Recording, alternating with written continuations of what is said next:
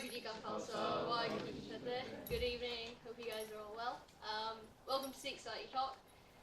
Anand Karaj, the ceremony of bliss, is it just a wedding? So many of us that are Sikh will always have been to the Gurdwara, been to a wedding, but has it actually been just a wedding, or is there more meaning behind it? And then for those of you who aren't Sikh, who have never been to a Gurdwara or never been to a Sikh wedding, it's something to learn, I guess.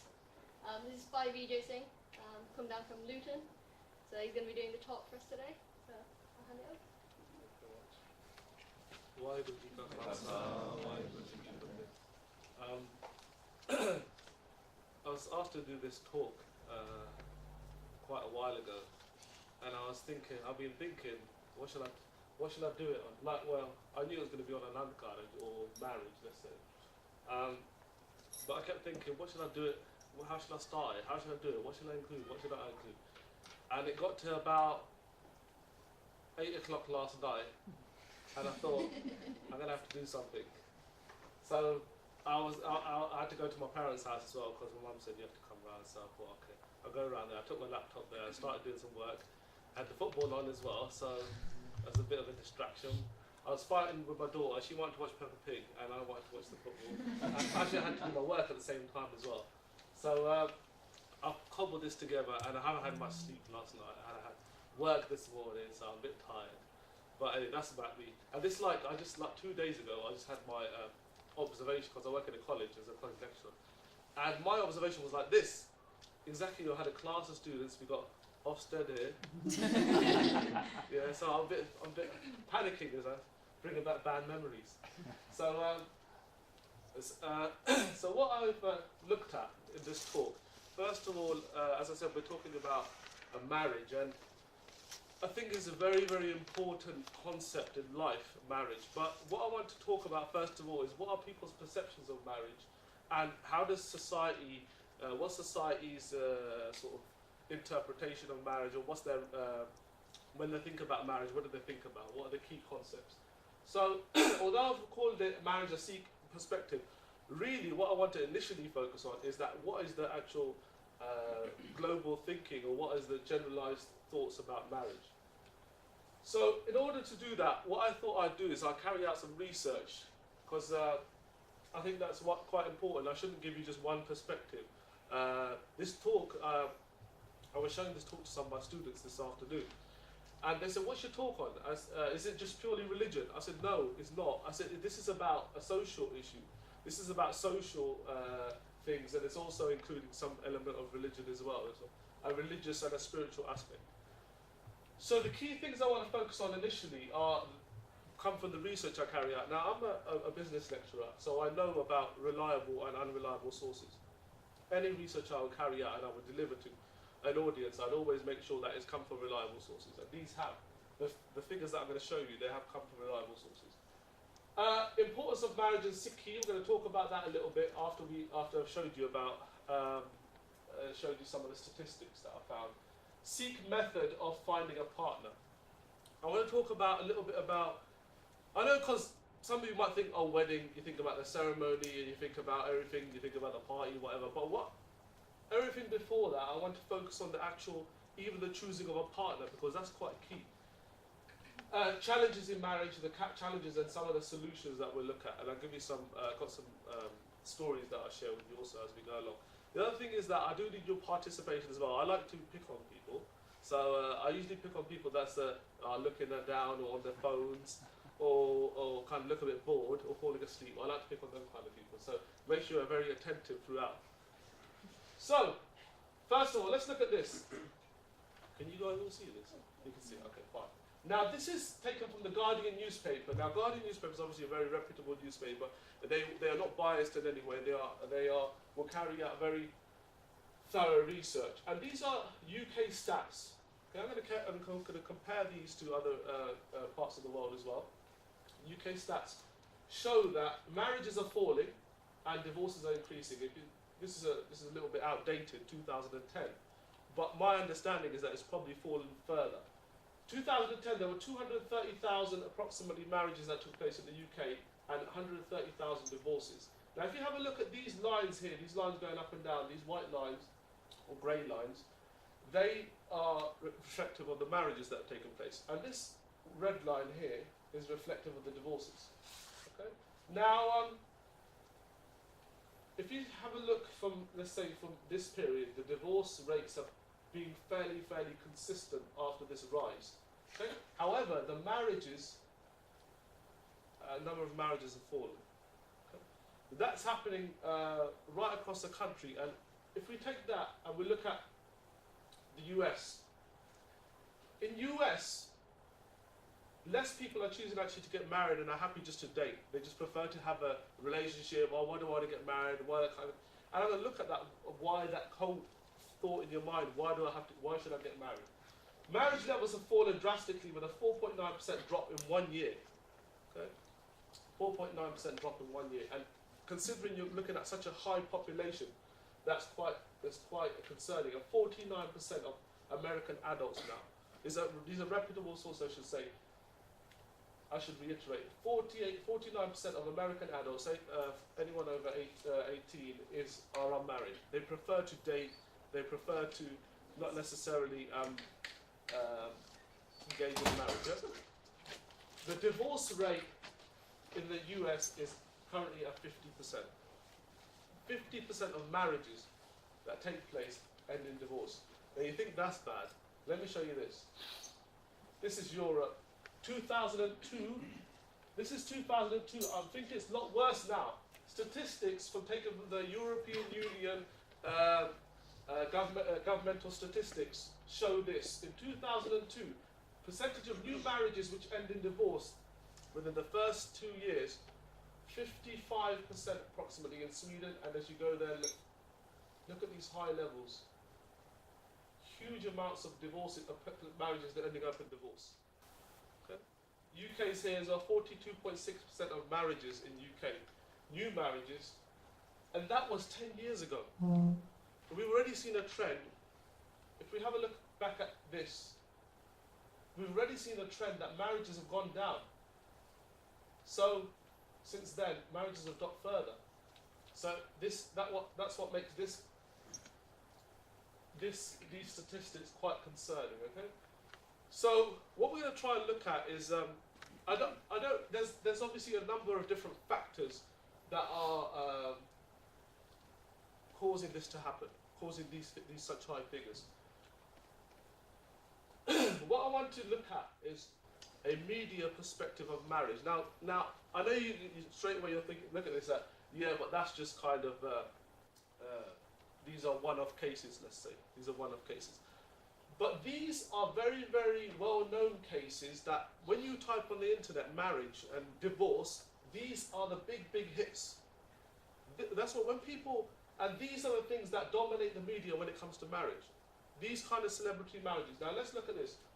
Probability of a celebrity marriage staying together is below 35%.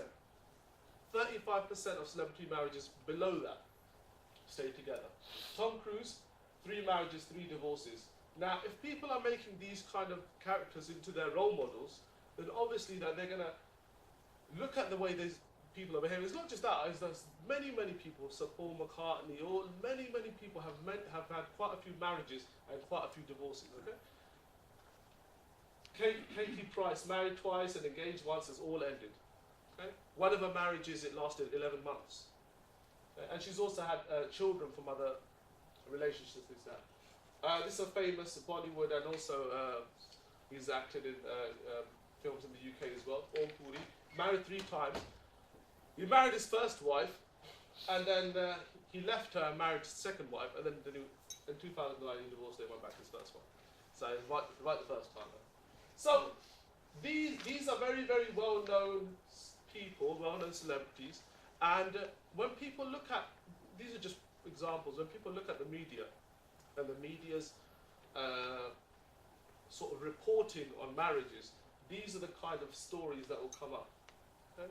So when people see these kind of things, then they, if you notice society is quite reflective of what's happening in the media, okay? And what celebrities are doing. So that's in the media. Then the other statistic I want to give you, there was a poll done by a very prominent magazine, very well-known magazine, And they looked at reasons why people get married. These are in actually in an order. So the main reason why people get married, it says here for companionship, so they can have a partner.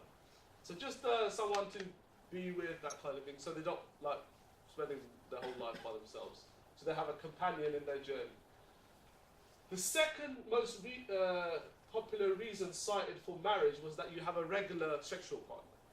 Okay? There's a regular partner, so you don't have to go from one to next or whatever. You have a regular relationship in that way. Okay? The third one was people actually looking for a stable relationship. So they might be going from relationship to relationship, that kind of thing. And they just got tired of it and thought, oh, I just want to get married and stuff. I've had enough of that. The fourth was cited as a financial benefit. Some people, if you notice, I'll give you an example. If one of you, like, you're not married and you want to buy a house, or you want to buy a nice car or something like that, it may be a little bit more difficult for you to get a mortgage, let's say. Whereas if you've got if you've got a partner, that kind of thing, it makes it a little bit more easier because you have another income in the house. So it increases your earning power, and also increases your ability to purchase different things. Okay? So financial benefits were cited as fourth reason why people get married. Now, if you have a look at celebrity marriage as well, some of them are linked to this. Okay? A lot of them are probably linked to that, but probably linked to this. Okay? Okay. It's funny, I was talking to my students today, and I was showing them this, and they said, don't have to die alone. I said, but we do have to die alone. We die alone, don't we? We're not going to die together. But I don't know, some people just said, no, well, okay, we don't have to die alone. So I'll put it in there. Okay, and finally, very insignificant here, can have children, very, very unimportant. So it's comes number 6, can have children. Okay? Well, some people have children without even getting married. So those people that actually, some people actually chose that actually they can have children, and they prefer to have children in a married relationship. Okay, so these were the key things, if you notice. The key statistics, the key reasons why people say that they get married. Okay. Now, let's look at a Sikh perspective. Let's have a look at what Sikhs say. But I want to ask you a couple of questions once I've gone through this. Now, the importance of marriage in Sikhi. There's a line here from Bhai Gurdas ji, and he says, "Ik Sikh, doi sad sang, panji parmeshwar." One is a Sikh, 2 are holy company, and in 5 resides God. What do you think this means? Anyone? So, ik Sikh, doi sad sang, panji parmeshwar. Anyone?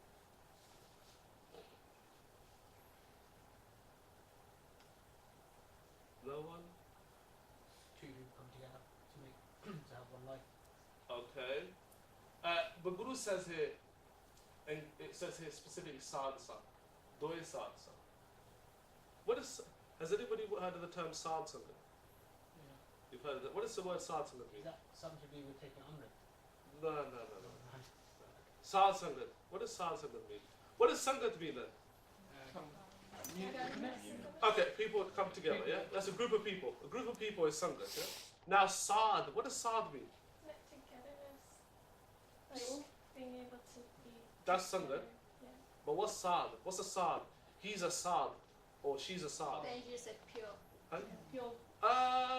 Holy. Okay, you could say not necessarily holy. Holy something. A sad. Holy saint. Holy saint. Okay, let's say a holy saint is a sad. Now, what Guru Sahib, what is this is saying? Bhai Gurdas is saying that ik Sikh doi sad sang.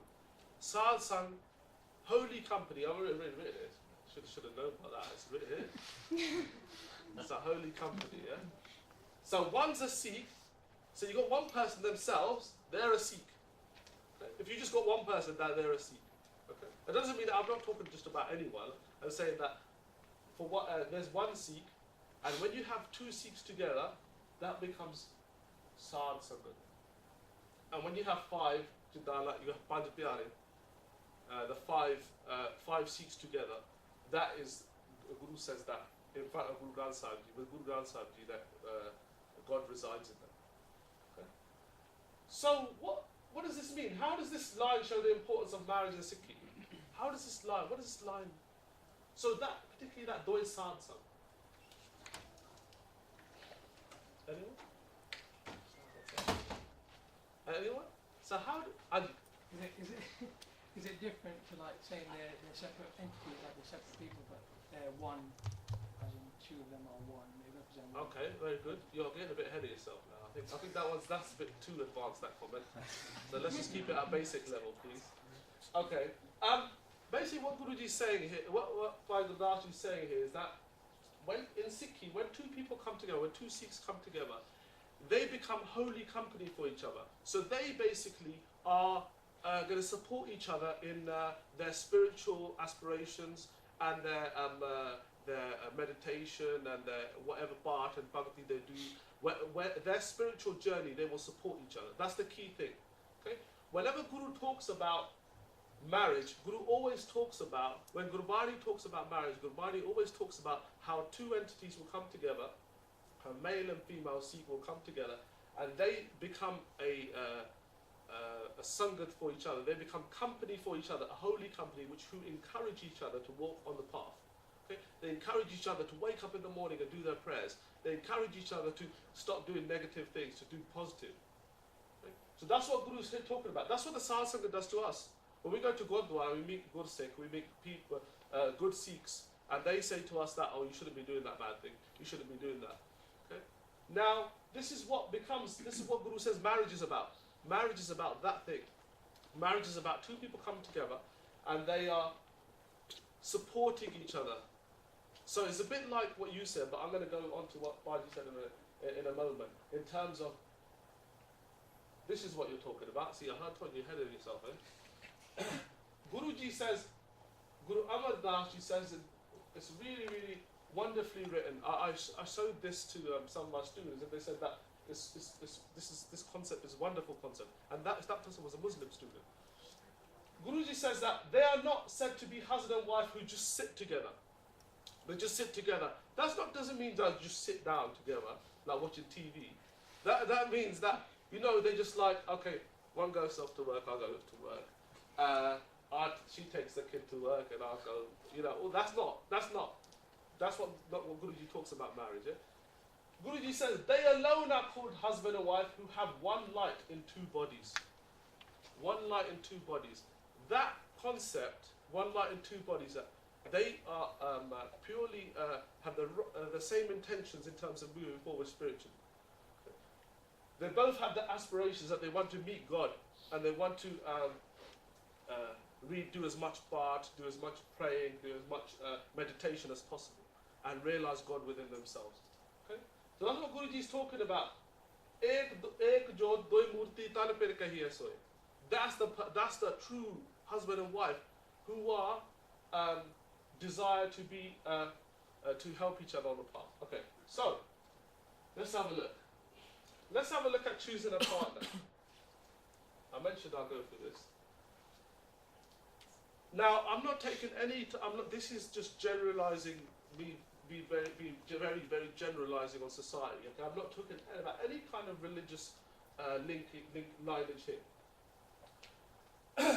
Now, when you're choosing a partner, you're choosing a husband or wife. Some people may go through different procedures in order to do that when they're looking for a partner. Okay? Now, if we have a look at generalization on society, this is me just kind of looking at my own observations. Firstly, people tend to get to know the individual for some time. They'll get to know that individual. They try and find out about what they like, what they don't like, you know. Families or seekers don't tend to look for spiritual intentions of the individual. So your parents don't come to her, okay, how much bath does she do? How much simmer? What time does she wake up? She won't really ask you kind of about the spiritual intentions of that individual. Are they really like, you know, do they clock the bath and that? You know, do they clock the cleaning? The point why I asked that. This often involves, okay, so if you're talking about getting involved in the individual and get to know them over time, this often involves engaging in a relationship which usually involves physical. Okay? And I've written here can become an important factor. Well, the reason why I've written that is because if you look at the research that I showed you, so second reason why people choose to get married is because of the physical element of it. Okay? So, like I said, that was just a poll though. So this often involves engaging in a relationship, a physical relationship with the individual, yeah? Okay. Now, generally, no spiritual guidance is called upon.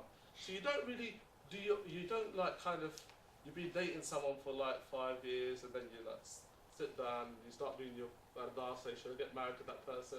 Generally, most people don't really look for that tender spiritual guidance. Any individual may have many physical partners before they get married. Okay, some people go from partner to partner, one night stand, maybe this kind of. The reason why I know this kind of stuff. Well, the reason why I don't know this kind of stuff. Well, maybe in the olden days, but the reason why I can relate to this is because a lot of my students doing this same thing. A lot of my students, some of them are abortions, some had 4 abortions, some of them had are pregnant. Some of them have multiple boyfriends and girlfriends at the same time. Okay, so so an individual may have many physical partners before they get married. And finally here, generally more emphasis is placed on the physical characteristics of the individual, what they look like, as opposed to any kind of other inner character. It might be like 5%, oh yeah, she's got a good heart. She's got a good heart, yes. Okay, that kind of thing. So let's have a look at advantages for a Sikh of having this kind of. I'm going to ask you because I could only think of this one. I thought, oh, I'll ask them. I thought this is the easy way out. I'll put a picture over here. I thought otherwise I can't fill this bit up. So I'll put a picture over here. I'll put any others and put this in. So you can make up an informed decision over time. So I see the benefits of this kind of route to marriage or route to finding your partner is you can make an informed decision over time. Now, I don't know, can someone tell me another one? For a Sikh? Anyone?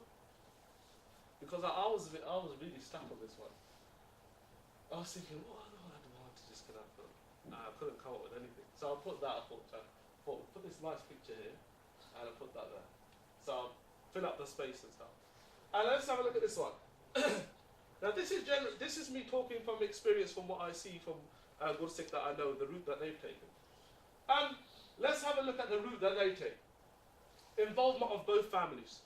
Okay? Both families come together, they will meet, they will discuss, they will see that how can we support the couple? How can we try to get them to be successful in their marriage? How can we support when they have kids? These kind of things. You know, that's what you might think that doesn't happen, but subconsciously they're really thinking that. All right, when they have kids, yeah, they have to live close to me because they have to look after the kids. Honestly, they're mapping that out for you before you even got married. You haven't even met the girl yet. Okay, so like involvement of both families, so they take a very active involvement. No considerations of caste, social status, occupation, or money. This is key. In the Sikh Code of Conduct, it states that no consideration should be made in terms of marriage on the caste of the person, on the social status, on the occupation, or for any monetary terms. Okay, she's got loads of money, so I'm going to go marry her, or that kind of thing. Okay, all that families, they've got loads of money. Okay, or the occupation, I want a doctor. That's it. So I'll sit at home. She like can nurse me, and I can sit at home. She has enough money for her. I can just sit at home doing part. Okay, so that's it. That's my secret. So where there's potential. Okay, so the other from there. Say for example, you think that you've maybe seen someone or you've heard about someone. You think that there might be some potential here. I think I like that person's character. That person's got good character, and that person I've heard that they do a lot of spiritual part and a lot of Simran and stuff. So I think a meditation. So let's say that there might be potential here. So what a good Sikh would do, where there's potential, elders are informed. That could be the parents, that could be older Sikhs, and they be informed, and they'll become like let's say the matchmakers, and both parties, and if both parties are interested to meet, and discuss the possibility, they can do that. Okay, and they'll meet in a open environment. And I've seen it myself because I had to do a bit of matchmaking as well. It didn't work out. I tried. Okay, so what usually tend to happen is that you take the person, you take the one person to the person's house, and then they all have like just all see that. Everything's made. Well, that's what. At least I got that out of it. Innit? At least I got that. And then they all have that, and then the boy and girl, they usually have a discussion in another room where they can talk privately about their intentions, about their future and stuff like that. Okay, and then from there, person will get a grasp of, is this possible? Is this possible? You know, actually, I'm not sure. I don't think that we're on the right kind of wavelength. You can usually get a good idea from a discussion. But then, that's not to say that that ends there. You can have many of these kind of meetings in a supervised environment, and you might think that, oh no, what's this all about? You know, let's take them at McDonald's. But now I'm going to talk to you about this kind of stuff in a moment. Well, not about McDonald's, but okay. So this is key. Sikh Code of Conduct states no individual can be forced into marriage and must fully consent. Now what that means is, that is like saying that the guy sitting there saying, no, I don't like her, I don't like her. And then they're walking home, they're driving home and say, no, I'm not sure about that, I'm not sure about her. And the dad saying, no, you are going to get married to her. No, you are. No, but that's not allowed in Sikh. So they must fully consent. The guy and the female, they must be sure, 100% sure that, okay, you know what, I think I can potentially marry, I can get on with this person, I think I can potentially get married to this person. Now, where individuals are still unsure, I've seen it happen before as well, they do a hukum nama. Hukum nama, does anyone want to explain what hukum nama is? Anyone? Hukum nama? Right? Yes? Open up the Gurbani to any sort of page that comes up, and the first line that they read is a hukum nama. Excellent, very good. So they do, they get Guru Granth Sahib Ji, and they'll do Prakash, we say Prakash, we do Prakash of Guru Granth Sahib Ji. And whatever ang, we say ang as well. Ang means limb. So we don't, because we say that Guru Granth Sahib Ji is a living Guru. So we call it ang. So we open at whatever ang Guru Granth Sahib Ji opens up at that, you might have seen it in the after the ardas, that hukamnama, that command is read out. And that's the command. Now I've heard some people, they're not sure whether they should get married or not. And so I've heard of people have the lama, that part comes out as the hukum lama. So obviously that person's going to get married. And I've heard another one is Parmeshwar ditta banda dukhro ka dera panda. That means that God has given their support in this basically. So whenever the couple are not 100% sure, then that is another option as well. Okay. The other thing is in Sikhi, great emphasis is given to one's spiritual intentions. So the questions that you'll ask that person when you have that meeting is that, you know, what time do you wake up to do your simran in the morning? How much bath do you do? What, how strong are you in your Sikhi, that kind of thing, you know? What's your aspirations, the spiritual aspirations and stuff, you know? So you'll ask about these kind of things, and you'll, like the conduct, the person might have there might be such a different in the thinking. Oh, I think it's alright to do this, I think it's alright to do that, where the other person's a little bit more, maybe a little bit more stricter. So I think that's where you will have a bit of difference of opinion, and you have to think very, very carefully if that's the route you want to take. Now, let's have a look at the advantage of this. Okay, I'm a bit biased, obviously. There's no picture down there. Okay. Solid foundation. You've got solid foundation, you've got families involved. The family is actually there to support, and you've got the elder support of the elder Sikhs who have actually taken part in the whole gathering and stuff, and they're always there to support you. That's key. No possibility of developing emotional attachment. This is very, very important. No possibility of developing that level of emotional attachment, which you would in the other one. You know, you date for that person, you can develop an emotional attachment, and then suddenly she don't want to be with you anymore. She goes off, marries to someone else, and then you think, I don't want to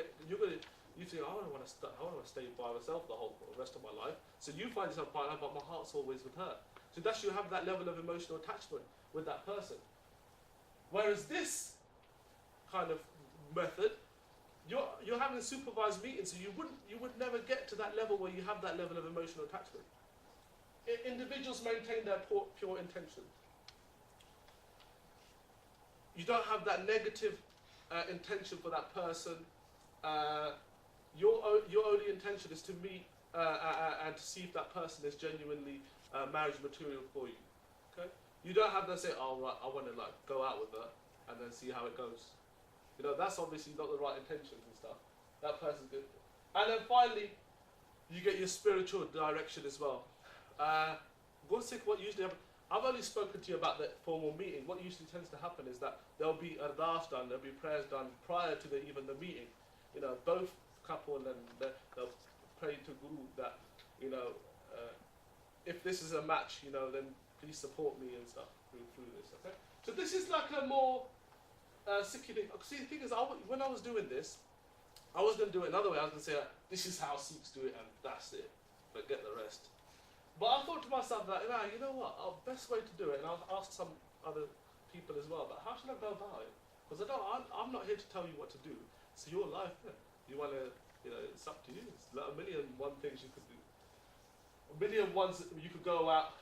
One of the ways to go about choosing a partner. But what I say is that in terms of Sikhi, these are the most this is the most practical way in terms of choosing a partner. And at the same time, you're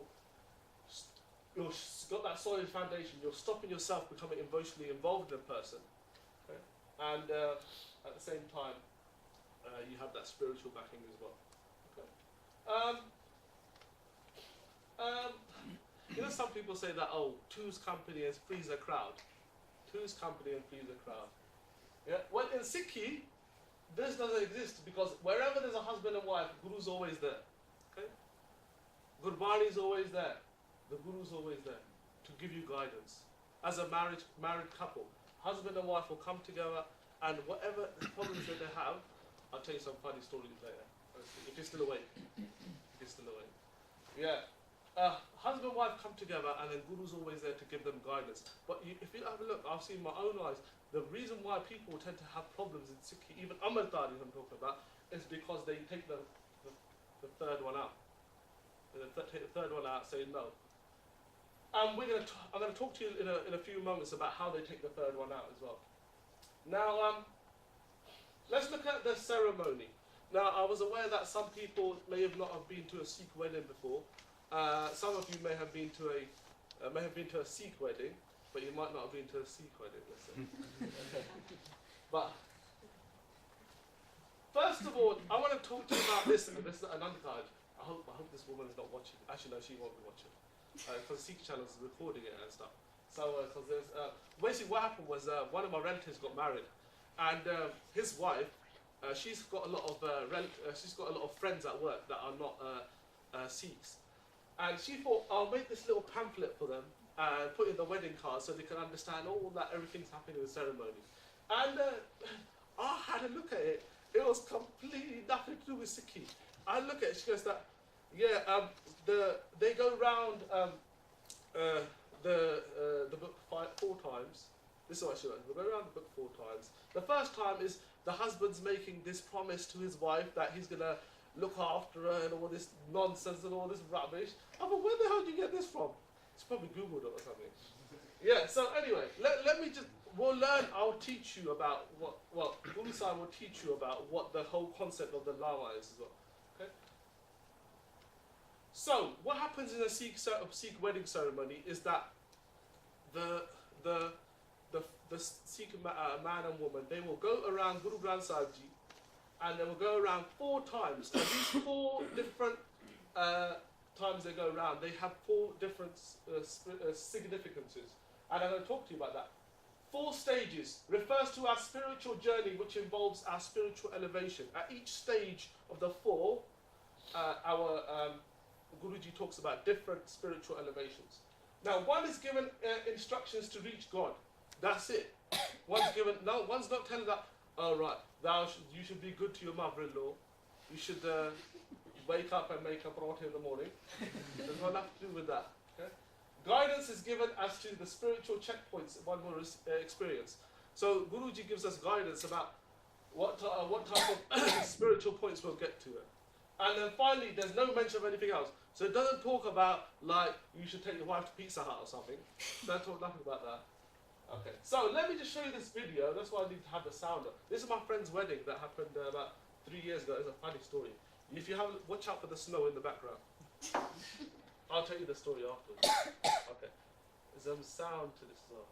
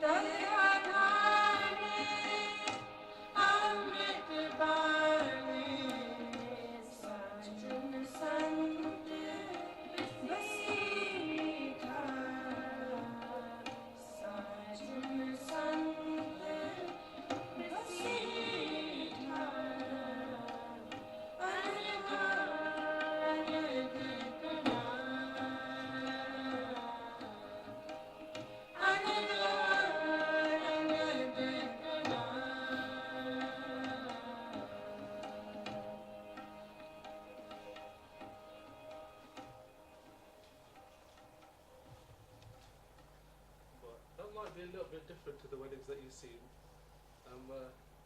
Can you see how much of a spiritual experience it was for them two? Probably saw all the snow in the background. It was in December. It was in Slough about 3 years ago, and I got stuck. It took me 8 hours to get back to Newton. And yeah, so let's look at that.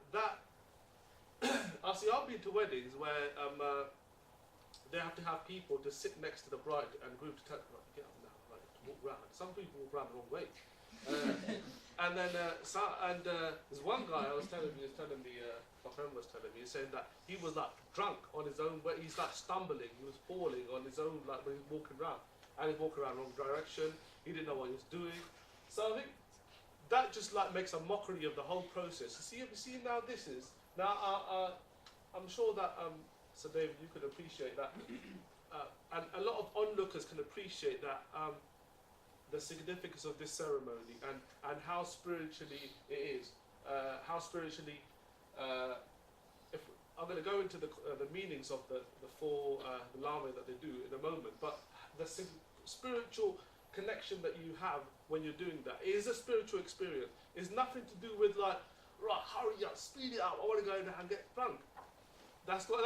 Some people have had. I've had that, right. 20 minutes and got the one, and that's it, and we're off. You know, I know when I got married and I had a haircut then, and I wasn't really that. Well, I was getting a bit into Sikh then. That was about, I've been married 7.5 years now. 7.5 years. And when I got married, honestly, I'm not joking. There was about 100 people at my wedding in the Gurdwara. When we went to the temple, the Gurdwara, there's 100 people there. When we went to the hall, because my family forced me to have a hall party. When we went to the hall, there, oh my God, it's about 800 people, and most of them, because we got delayed because the wedding was in Slough and the hall was in Bedford, where my family lived, and we got delayed, and they have been drinking for about 5 hours, and it was I walked in there, I was just, oh God, I just come out with the Gurdwara and look at the state, what's happening here, and so it was a bit like going from heaven to hell. Okay, now let's look at this. Is key. This is very, very important. As some of you have been sleeping through the rest of it and just start laughing occasionally. This is very important that you actually switch on a bit here, because when the Lama happened, the 4 times the bride and groom go around Guru Granth Sahib Ji. These are the 4 things that the 4 instructions that Guru Sahib gives to the Guru Sikh. Guruji says that in the first round of the marriage ceremony, the Lord sets out his instructions for performing the daily duties of married life. Now, what Guruji says here are the key instructions. I've simplified it. I've made it a bit easier to understand. Basically, embrace righteous actions and renounce sinful actions. So become a righteous person. Do good deeds. Do righteous deeds. Alongside of doing righteous deeds and renouncing sinful things, you should meditate on the Lord's name. Embrace these 2 things in your life, and soon this worship that you're doing will cause your sins to go, and at the end, and from the end of the first one, you start to get a bit of sweetness from this. You start to get a bit of enjoyment from this. Okay? You know, like when I started, before I used to be a Dawn player. I never used to be good 6 first. I used to have cut hair. Okay? I used to play Dawn for Ministry of Dawn, and my brother's still a DJ now. I used to do DJing with him at different places up and down the country. And I used to be MCing, and I used to do Dawn as well. And I did that for quite a few years. And it was quite funny that it got to the point where I started doing my Sikhi stuff, and I was actually emceeing at the same time. And I was trying to get out of this, the whole DJ scene. I was trying to get out of it. And my brother said, "Oh no, come, I have to just do one more gig. And I used to get scared that I'm on the mic and start saying Wagyu. Everyone's dancing. I thought, no, can't do anymore. So then I stopped that. And the thing is that I started feeling this huge sweetness from the Sikhi part. I got this. It was incredible. I got this huge sweetness from these things, from trying to live an honest life, trying to live a decent life, and trying to stop doing negative things. Because I used to do everything. Yeah? I don't want to say on TV, but I used to do everything. Because my parents might be watching. I'm not going to tell them it's on now. I was going to before, but all right. So that's the first element of it, and that's the first time they go around, and then they stand or sit, or they listen to Guru's second command. So what's the second command? So remember, we felt that bit of sweetness. From the sweetness of that feeling of sweetness, we actually start to develop that fear for God. Now, not fear like, oh, he's going to come and give me a slap. I don't mean that. I mean the fear that God is watching me wherever I am. Whatever I'm doing, bad, negative things, everywhere, Guru's watching me. And remember, God is with you and everywhere else. Okay?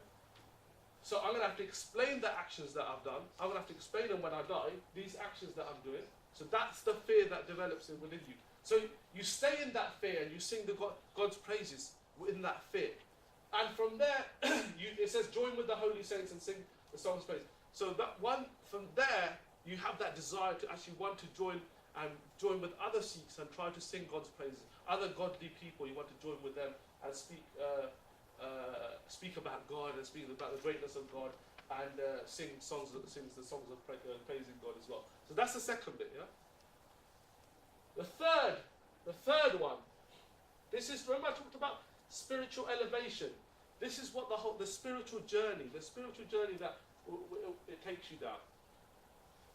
The mind becomes filled with divine love. You feel that love for God. Okay? Through meeting the holy saints and for very great fortune, you find the Lord God. Okay? You find God and sing the praises and speak Gurbani. Okay? You find where God is. That doesn't mean that you've actually merged with God. It means that you found where God is. Okay? Guruji says, "Which sangat har prabh vase jiyo." In the sangat, God resides. In the holy people, that's where God resides.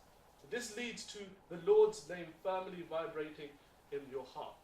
Okay? So you've been doing that meditation, you've been doing that, increasing your spirituality, and now that simran that you do, that's happening when you're sleeping, that's happening when you're awake, that's happening when you're talking to somebody else. I'm not joking. I've met people that they're talking to somebody and you can hear Vaigu come from inside their bodies. That's how that level of spirituality that you feel. Okay? So the Lord's name becomes firmly vibrated in their heart. Okay, and the final one, so you found the Lord, you found Vaigu in the third one, and now your mind becomes peaceful. You found Vaigu, and you follow the teachings and become to meet Vaigu. Day and night you become immersed, and all you're thinking about is Vaigu all the time. That's all you're thinking about. And in the end, because we are, whether we're males or females, we're all brides. We're all brides. The Gurbani talks about two different types of brides. You can have a sohagan or you can have a dohagan. Sohagan is a good bride. A good bride, she does what her husband wants her to do. She does things to please her husband, that kind of thing. Whatever her husband wants, she does that. There's a dohagan. A dohagan is a bad bride. Whatever husband does, she doesn't do it. I'm not talking about like bride as in like husband and wife, like what I'm talking about. I'm talking about a person. We're all brides. And who's our husband? Vaigu. God's our husband. Okay, this is the concept in Sikhi, that we're all brides and God's our husband. And good brides, they will follow what Guruji says, they'll do their bath, they'll wake up in the morning, they'll do their simran, that kind of thing. They keep their conduct of a Sikh. And Guruji says, with the suhagans, with the good brides, the Lord blends in with the individual, the purified soul of the bride. Okay? So they merge it. That's the fourth one. Har Prabh Thakur Kaj Jayatan Hirday Naam Vigasi Jananak Bole Chauthi Lave Har Paya Prabh Avinasi. Har Paya Prabh Avinasi, that you merge with Vaihu. So that's the fourth stage. Ain't that nothing about any like mother-in-law, anything like that? Nothing else. This is the concept of love. Okay, this is the concept of Anand Karaj. Yeah? Okay, so let's take it further from the ceremony. We looked at the ceremony. This is ceremony. So the weddings happen. That's the wedding. Yeah, the wedding is not the party afterwards. Okay, the wedding is this. Yeah? So let's look at the living the married life. Now, when you're living a married life, there's many different issues that you can face. And some of these issues I'm going to talk about in a moment. And I want you to think about some of these issues as well, because I'm going to ask you.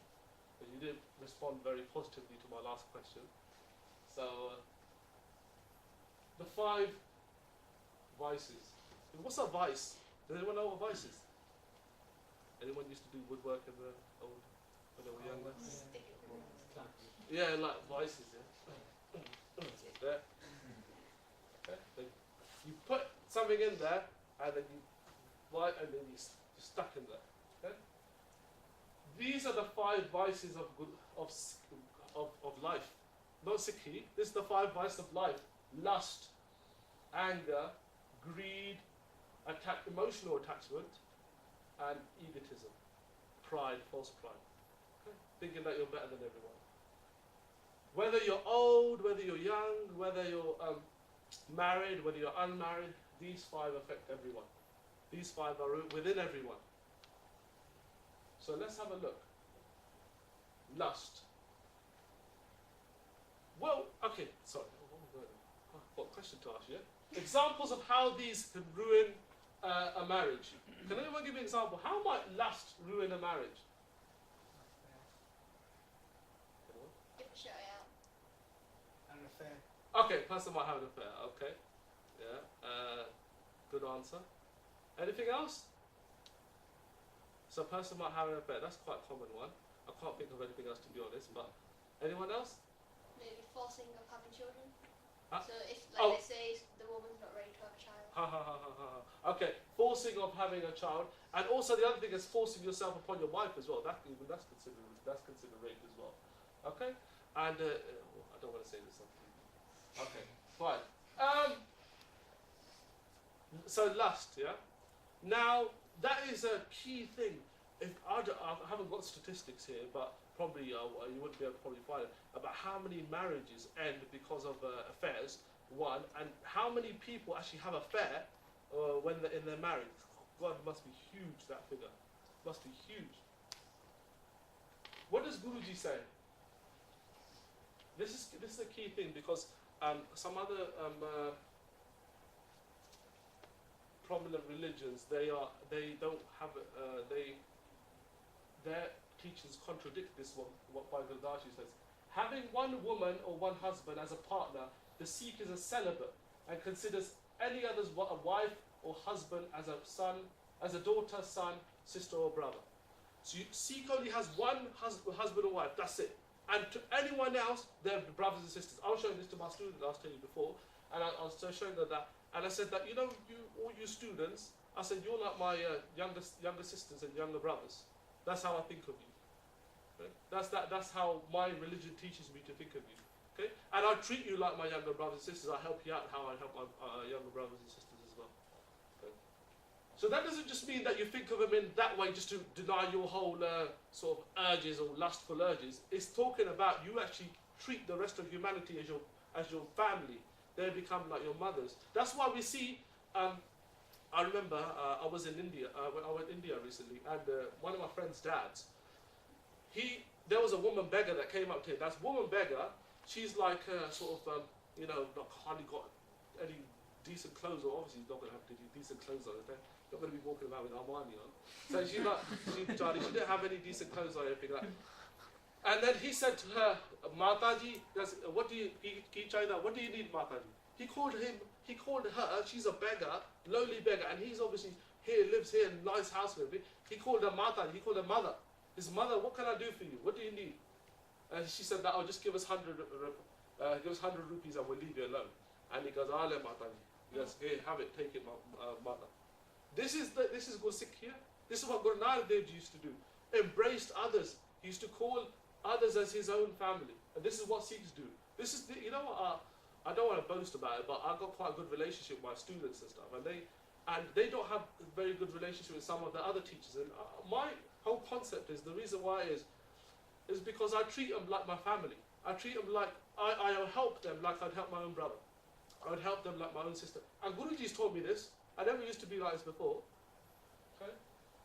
The other thing is, a Sikh treats women, husbands, a Sikh treats woman or husband of others as a sister, brother, as I mentioned before. Okay, there's many references about this. And the other one is, Guruji says, false are the eyes which gaze upon the beauty of another husband or wife. Okay. So, you only have one partner, and Guruji's completely put his foot down and say that no, there's going to be no adultery, there's going to be no cheating in Sikh marriages. And this is the script. If people don't follow it, then what can we say? Guruji says, Kabir sacha satgur kya kare jo sikha mein chuk andi ek na lage jo baas bajaye phuk. What that means is that in Gurbani says that what can the true Guru do when the Sikhs are at fault? You try to tell them something, it goes in one ear and out the other like a stick of bamboo.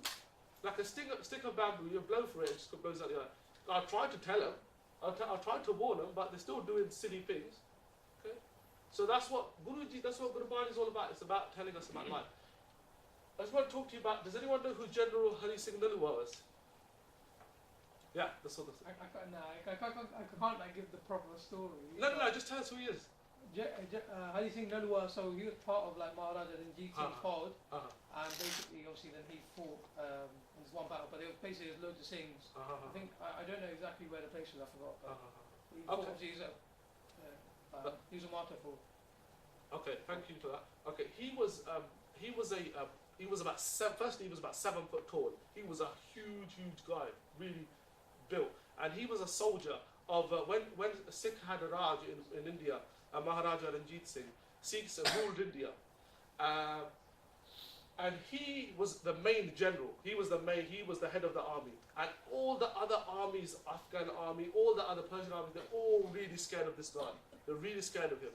Okay, and one day they came and encamped in a village area in Afghanistan, and one Afghanistani woman, she had seen him. She had seen him kind of, I don't know what he was doing, but she had seen him, like she spotted him, and she wanted to talk to him. And he was like and then he had gone and he was resting in his tent, and where they had been encamped. And she said, I want to speak. She went to the guard who was at the front of the tent. She said, I want to speak to your leader. I want to speak to him. And he said, okay, let me just ask him if he wants to speak to you. He said that there's a young woman here. She wants to speak to you. And he said, oh, okay then, I'll call her in. So she came in, she said to him that, oh, I've heard about you, because this person, General Hari Singh Nalwa, you can research it yourself, he was hugely feared by opposition armies, hugely, because of his size and he's like that film, what's it called, Troy. He's like that big guy in Troy. He's like that. And, but he gets killed in it, but obviously not like this. But, I forgot where I was now. So anyway, so she went into the tent and she said to him, I've heard about you, there's lots of people that are scared of you. She said that, I want to have kids like you. She said, I want to have kids like you. And he said that, you do ardas, do your prayer to God, and then, God may bless you that you can have kids like me. And she said, no, you don't understand. I want to have kids like you. And he said, so I don't understand what you're talking about. And then, well, he didn't say it like that, obviously. He said, I don't understand it. She said, no, I want to have kids with you. I want to have a relationship with you. And he said, look, I'm married already, so I've got already a wife. And this woman's name was Bannu, and she was, I don't know, I think she was apparently supposed to be quite good looking at that. And he said that I've already got a wife, so I have to treat all others as my sister. I treat all others as my sisters and mothers and stuff. And she said, I'm not happy with this because I've heard that whoever comes to Guru Nanak Dev Ji's house and does ardas, I've heard that they get what they want. And today I realise that's false. That's Jude. That's not true. That whoever comes to Guru Nanak Dev Ji's house, that they can get what they want. That's not true. And he said, look, it is true. Whoever comes to Guru Nanak Dev Ji's house, whoever does ardas to Guru Nanak Dev Ji, they get what they want. It is true. He says, you want to have a son like me? Because I'll become your son. Because I'll call you mum from now on. And it's true. In the history, it says that he used to call it from that day, or he started calling her mum. I'll become your son. I'll become your son. I'll call you mum, and you can call me son. Okay? This is the character of a Sikh. The character of a Sikh is that, not that, if you have a look at some of the other crusades that used to happen, the kind of mass rape and all these kind of things used to happen is shocking. But the character of a Sikh, you can read up your own history. These are this is one example from many, many thousands and thousands. Okay, so that's lust. I'm only going to concentrate on a few of the bits from here, and then because I'm a bit aware of time. Just let me know about time as well. Yeah? Okay. So anger. If you have a look at, read up or do some research on domestic violence, the kind of things that are kind of things I hear as well working at college.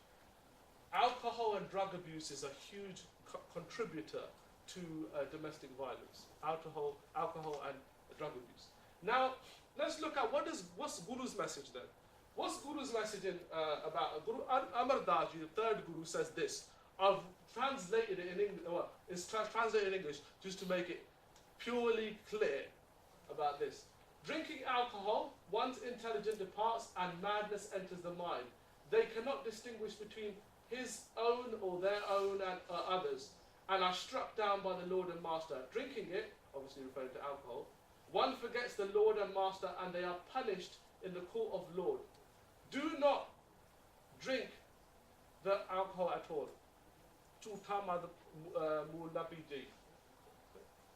Don't drink the alcohol at all. That's what Guru Amar Das Ji says. That's what Guru. I've even written the Ang there, Ang 554. You go home and research it if you want. So there's other references to Gurbani about alcohol. So Sikh should be doing. I'm not joking. I've got some students and they say to me, "Sir, I don't care what you say. I don't believe you when you say that you don't drink. I don't believe you. And you can say what you want, but because his family owns a chain of off licenses. Because like, all our customers are Sikhs. If we didn't have Sikhs, then we wouldn't even have any business. Our business is going to bust a long time ago. Because I remember one thing that my friend Manveer Singh, he said to me. He said he walked into an off license. Oh well, obviously he wasn't going to buy no alcohol, but he walked in. I think his words are other than he was buying bread or something. Let's say he's buying bread. Okay, he walked into an off license to buy some bread. Okay, he walked in, and the guy who's the serving. He straight away when he saw him, he just put a bottle on the front. He put a bottle on there, and then Manveer said, "Hey, what's going on there?" He's put a bottle on there, and then he said, "Oh, sorry, I thought you were somebody else because you look exactly like one other guy who comes in. He comes in for a bottle once every couple of days, and I just put it automatically down on there."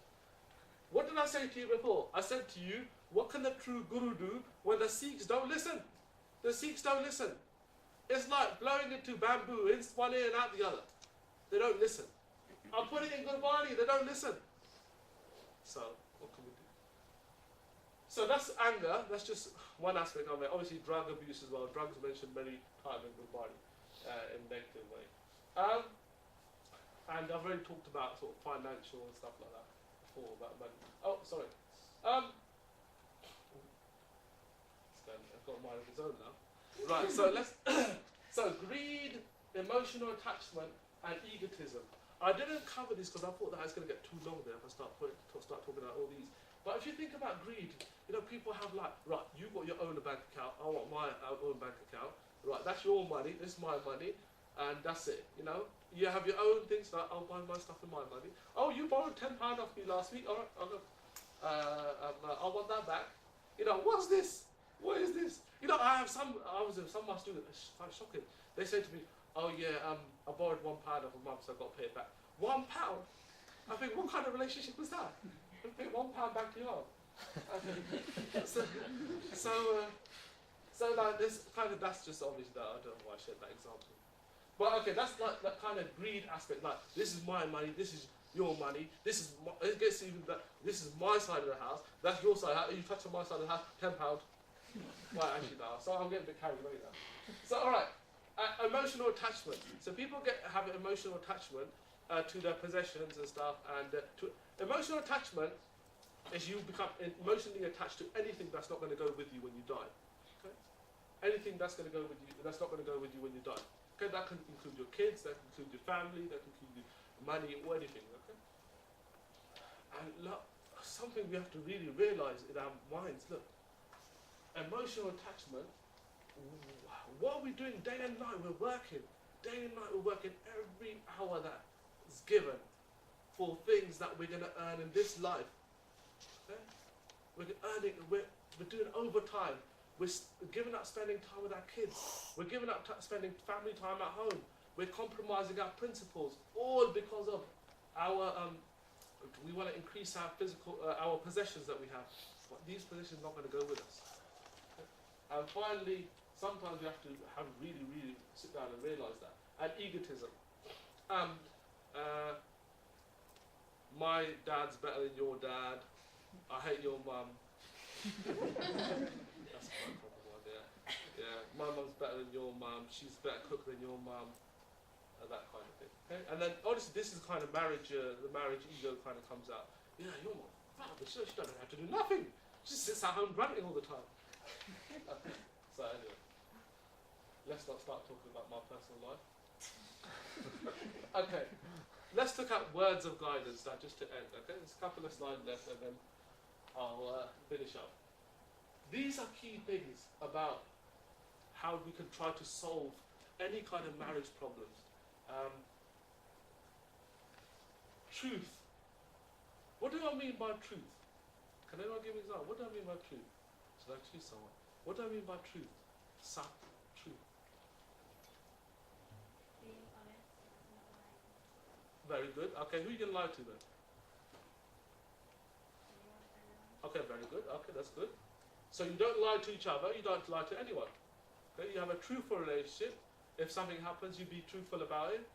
And that's very, very important in marriage. If you haven't got truth, then all you got is deceit. And then, you know, your relationship, honestly, even one lie can have such a bad impact on your relationship. Okay? Because that element, you lose respect for each other. Okay? Contentment. What does contentment mean? Anyone? Got it? Contentment? Being happy with what you have. Very good. Being happy with what you have. Okay? This is very important. Well, look at some people. Oh, right. I moved house, and then no, I want to move into a bigger house now. They want a bigger house. They want a better car. And they want this. So you know, then you spend your whole life working extra hours trying to get more money to get all this, trying to satisfy your desires for new things or more things. Okay, let's have a little bit of contentment. One thing I learned from because I hadn't been in India for 16 years, and one thing I certainly learned is that we're damn lucky here. The kind of, we got house, we got all these things, and all these amenities that we're very lucky for. A person could be dying on the street, and then people just leave him because they won't take him to hospital or nothing. We're really quite lucky that the kind of things that we have is. So we need to be a bit more content, and particularly in marriage as well. We need to be a bit more content. And the key thing is obviously compromise. Compromising, getting to right. She doesn't like that about you, and he does, and vice versa. So you're like, okay, you try to compromise and stuff. Patience. That's very important. Patience. Can anyone give me an example of patience? Why is patience important in a marriage? should be able to do the same thing at the same time with that one person being ready. They have to be ready for it. Being calm when she takes too long to get ready. Oh, that's a good one. Yeah, yeah, that's a good one. Being calm when she takes too long to.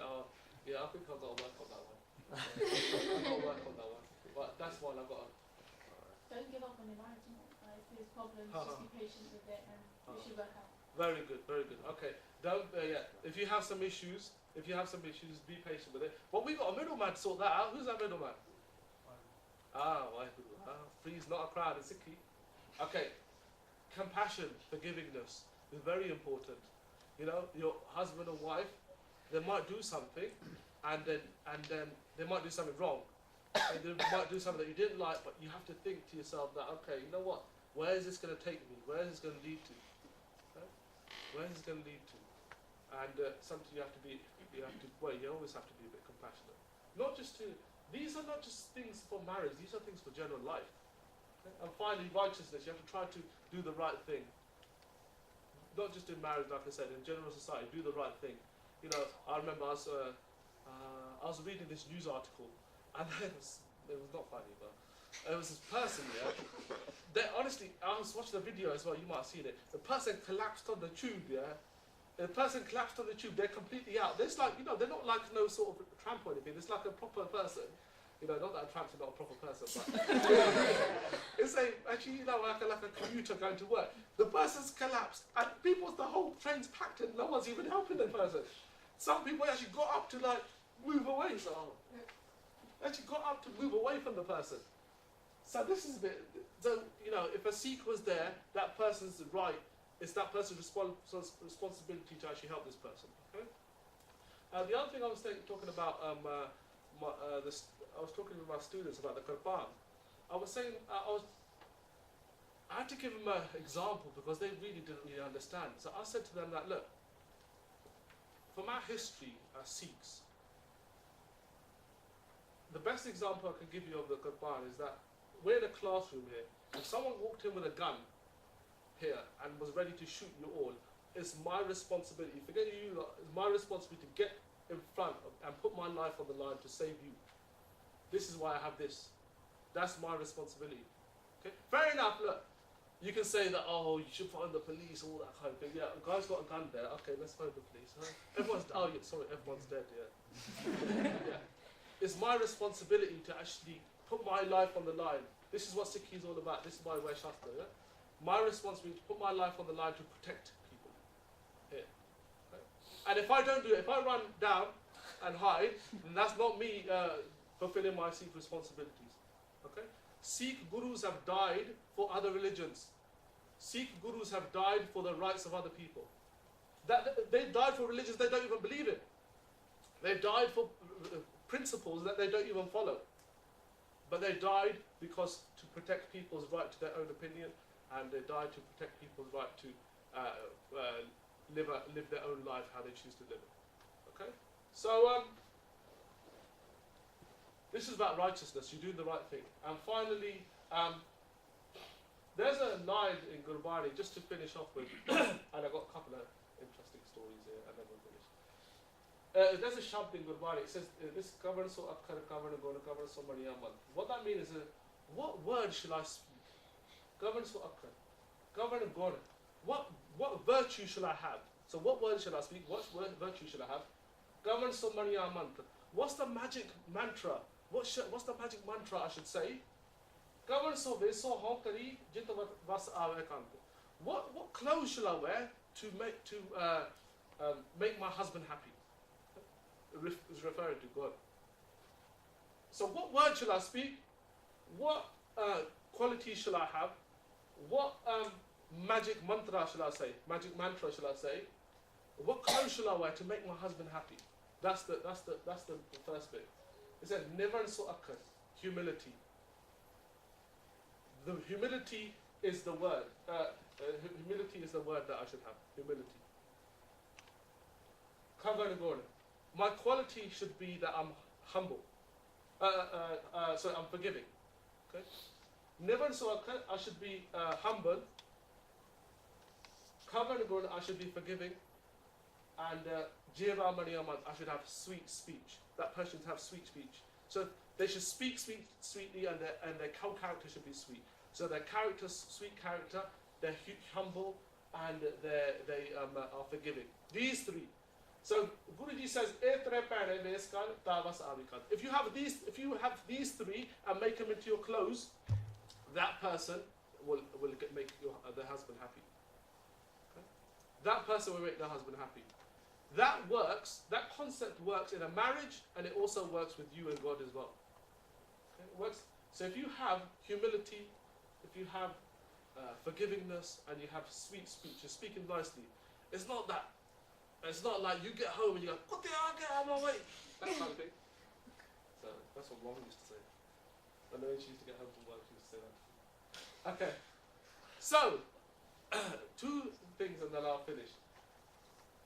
I've got this funny story that I'll share with you. What happened was there's this person, and she had enough of her mother-in-law. She had enough. So she went to this witch doctor, let's say. She goes, I want some poison that I can kill my mother-in-law with. give me something. But it can't be just just normal poison.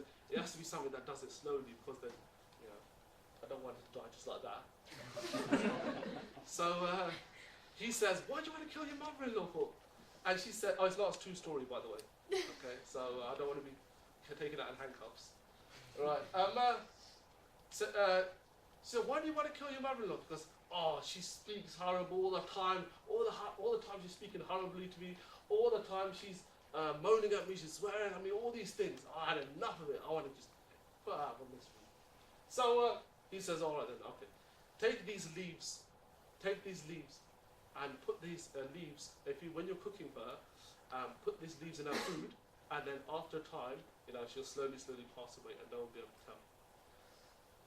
It won't leave a trace of that." But he said that. But the condition is this: because look, you're going to have to make all her food, because you're going to have to put it in the food. Because don't put it all at once. If you put it all at once, then people's going to tell. There's going to be huge amounts of poison levels in her blood, and they're going to tell that, it's a daughter-in-law that done it. Okay. So just every day you cook for her, just put her leaf in, and then just mix it up and everything, and it'll be okay. After a little while, then she'll die. She said, "Okay, then, fine, that's fine." So the first thing is, but before they said that there's a couple of conditions. Firstly, you're going to obviously have to start making food for her if you're not making it at the moment. And secondly, you better start being nice to her, because when she dies, people are going to say that, it must be the mother-in-law, it must be the daughter-in-law that done it, because they had a terrible relationship and stuff. She said, "Oh, okay, then I'll be nice to her then." So she went home and she started cooking the food and everything. And the mother-in-law's thinking, "Hey, she started cooking the food. What's going on here?" And then she started cooking the food, and then she put the leaf in there. And the mother-in-law shouted, and she goes, "She's making the food." Okay, well, it wasn't really like that. But and then so she started feeding her, and then the mother-in-law was still speaking badly to her. But this time she thought, okay, yeah, she kept remembering, I have to keep a good relationship with her, otherwise people's gonna know. So she started being really nice to her. See, the mother-in-law said, "Take this upstairs." I'll take it upstairs. Do that. Who bring it up? This time. She's going, "Hey, she's actually doing it now. She wasn't doing it before." So slowly after time, the mother-in-law started to tone down a bit as well. And then they started having a bit of nice conversations for once. Started having nice conversations, and then the relationship started getting a bit better. And then it became to the point where she started hesitating a bit to put the leaves in. Started hesitating a bit, and it got to the point now. So they actually got a really good relationship going there. And then she's thinking, "Oh my God, I've given her about 50 leaves. I better go back to the doctors. I'm going to go back to the witch doctor and find out how can I reverse this." And she said that, and she came to him. I said, "Look, I'm actually getting on all right with my mother-in-law now. I want to try to reverse this. How can I reverse this?" She's panicking. How can I reverse this? I don't want her to die now. We're getting on really well. Because don't worry, that was just for cholesterol. Because they were just for high cholesterol, them little leaves. Because the true medicine was that you being nice to her, talking about sweet speech, humility and forgivingness. What people say to you, what people do to you, you have to have that ability to forgive. See, although all of us might not be farmers, we're all farmers. Because wherever we go, we're planting seeds. We're planting good seeds, we're planting bad seeds. I go and talk ill to someone, I go talk badly to someone. That has an impact on that person's impression of me. And that might have an impact on that person's mood for the whole day. Okay? And that will come back to bite me. So wherever we go, we try to do good things and we do good for others. So that's seeing the dreading mother-in-law as the loving mother-in-law, obviously. And then finally, the other thing I was just going to finally end with is that I was watching this talk, and this person was telling me about a story of his friend. This person's about 50, 60 years old. He was telling the story of his friend. He said that his friend, he's an Englishman, and he said that him and his wife, they'd been married for 40 years, and they never had an argument. 40 years they've been married and never even had one argument. They had minor disagreements, but it never descended into an argument. And he said that, but one day, over something quite minor, they just ended up having a really bad argument about something, really bad. And when they went to sleep that night, they still weren't talking to each other. And in the morning, when that woman went to work and the man went to work, they didn't talk, so they weren't talking. And that day, that woman died. That woman died on her way to work. This is a true story. The woman died on the way to work, and that man said, he goes, every day I have to live with that regret. That 40 years, we didn't have one argument, and I died, my wife died, and I wasn't even able to make it up to her, make that argument up to her. So, the reason why I told you that story is, whenever you retire at night, before you go to sleep at night, whatever arguments have, try to patch them up. Try to patch up any issues that you've got with maybe not just your wife, with other people as well. You know, what Guruji says, you want to have a happy life with yourself, have that element that, you know, sometimes, I'm not joking, I've had situations where, like, my wife's done something wrong, and I know she's done something wrong, but she thought I did it. Like, for example, someone left the oven on. It didn't really happen, but someone left the oven on. I can't remember what the example was, but someone left the oven on, and she thought it was me, and she was blaming me, but I knew it was her. I knew it was her, but I thought to myself, you know what, she's adamant that it's me, so I thought, okay, look, I'm sorry. I'm sorry I did it. I'm sorry. And then after a little while, that person will realize, you know what, it was actually me that did it. I think that will create such a stronger relationship with you, though you have that element of forgivingness, and then even though you wasn't to blame, you still think, okay, fine, I'm wrong. Because that's you know what, the two biggest, most difficult things, I did a talk about this about 2 years ago. The two most difficult things people find to say is, one, I'm wrong, and two, I'm sorry. These are the most difficult things people find to say. Okay? And I think as Gursikh, as Sikhs, these are the two most common things that you say, okay, to patch up things. Okay. So I did lots of talking and gone way over. God, it's almost 2 hours. Okay. So sorry about the timings and stuff, and hope you learned something. And when you think of now marriages, I hope you just don't think about, you know, problems that people face, because we looked at initially about the media and the kind of the media concept behind marriage and what the media, the kind of sort of thoughts in people's mind that the media has created. We've looked at reflection on the statistical information that I showed you. That's a reflection of society and how their impression of marriage, that most of them don't even want to get married because of the issues that they face. But in Sikhi, Guru's given us all this guidance to be able to cope with life, married life. Okay? Guru's given us all this guidance, all these different qualities that Guruji's talked to us about. Okay? All these different analogies Guruji's used. Okay? All this different amazing Gurbani that Guruji talks about when we're making that spiritual commitment. Oh, one thing, if you notice when you notice the video that they had that thing that was connecting them, the husband and wife, they had that orange thing, yeah? So I thought some of you might ask questions about that. I just wanted to reiterate. That has two purposes. The first purpose is, that's a binding to the husband and wife, that they are now a spiritual entity to themselves, together. Okay? And the second thing is that there's a Gurbani Shabad that's sung at the same time as Habbe Sa Kurave Dite To Palle Tande Lagi. What that means is that I've seen all other worldly relationships as false. That's why I've grabbed hold of your hem. Why, God, I've grabbed hold of your hem of your robe. because I've seen that all other worldly attachments are false. So that also concept is that their spiritual attachment to each other and their spiritual attachment to God as well. Okay, so that's the concept behind that. Okay. Other than that, thank you very much for listening. Thank you very much for taking time out on this day. I hope you learned something. If you have any questions, please feel free to ask.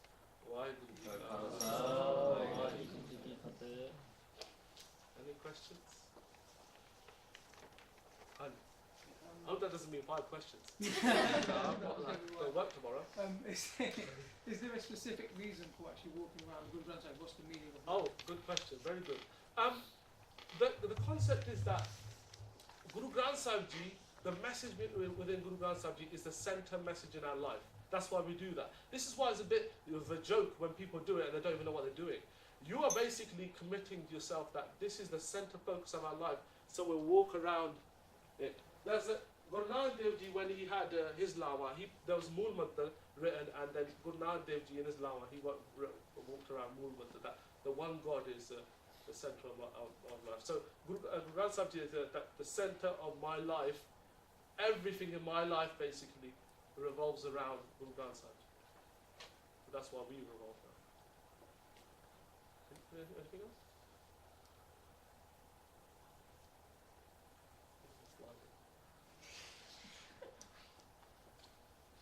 It's off to get married. We had a question last week in one of our events about mixed marriages. Are they okay? Or What do you mean mixed?